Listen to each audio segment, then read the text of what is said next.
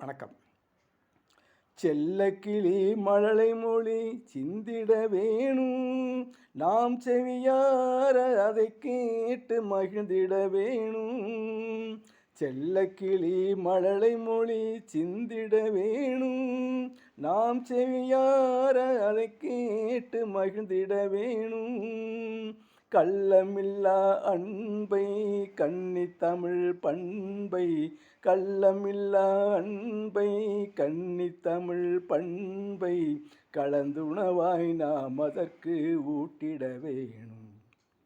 பிள்ளைக்கனி அமுது ஒன்று பிறந்திட வேணும், அதை அள்ளி கையால் அனைத்து இன்பம் அடைந்திட வேணும்.